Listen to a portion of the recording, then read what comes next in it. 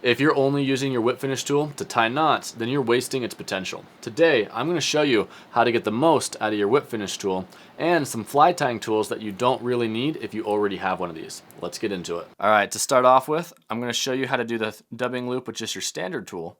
Then I'm going to show you how to get the exact same results using a whip finish tool.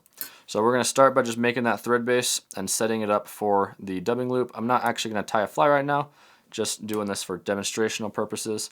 So now I'm going to take my finger, fold it up and over, and we're just going to create that loop right there.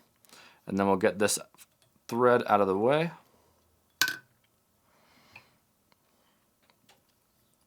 Then what we're going to do is we're going to take our standard whip finish tool, hook it on that thread so we have that loop. And then I open the loop up and I just put a little bit of my finger right in between there. And then we're going to stack some dubbing inside that loop. So you can kind of hold it open a little bit with your finger, slide the dubbing in there, and then just slide it all the way up to the top.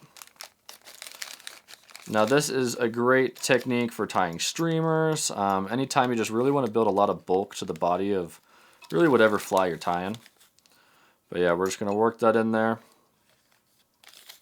I'm using orange thread just so it's a little more visible. But yeah, like I said, I'm not really tying a fly, just doing this for the demonstration. Okay, so there's the dubbing.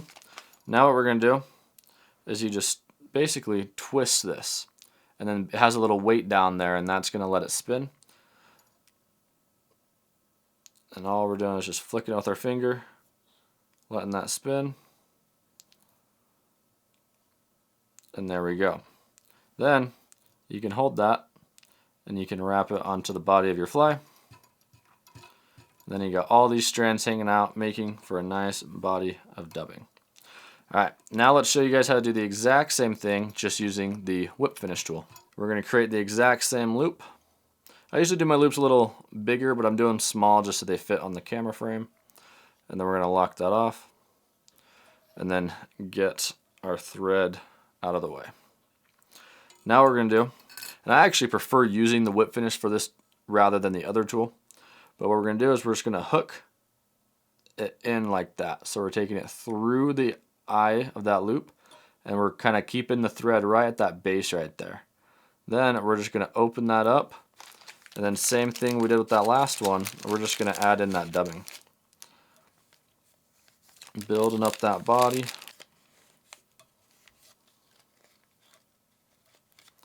Okay, there we go right there. Then what we're going to do is we're going to take our finger, put it right here. We're going to fold it over, and we're just going to twist the whip finish. And you can really work it quick. And then once you release the finger, it's going to twist that dubbing. So you can do as many as you want on there. Then you just hold that, and then you can twist it right on. And same as the other tool, perfect dubbing loop. So yeah, it's pretty simple. I actually prefer using this method, like I said earlier. I just feel like it works a lot better. And then one other cool thing using the whip finish is if we have our dubbing loop and then we lock that off, we're just going to snip it. So one thing that I like to use a bobbin for is you can use it to pluck fibers out on dubbing, pluck wire out, or pluck hackle out from underneath. And that's what we would use a tool like this for. This is a bobbin. You can use it for all sorts of different things, but you can really use it to get fibers out. I use this a ton when I'm doing dry flies with hackle. But the cool thing is you don't actually really need one of these, especially if you're getting into fly tying. I wouldn't waste your money on one.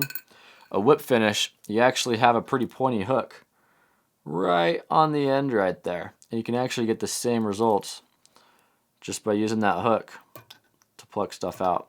Use that to get your hackle out, your fibers out, pick the wire out if you have to start a fly over. Use it for whatever you want. So yeah, a whip finish is a super handy tool. I hope that helps you guys out, and if it did, check out some of my other videos right here. Thanks for watching, and I'll see you in the next video.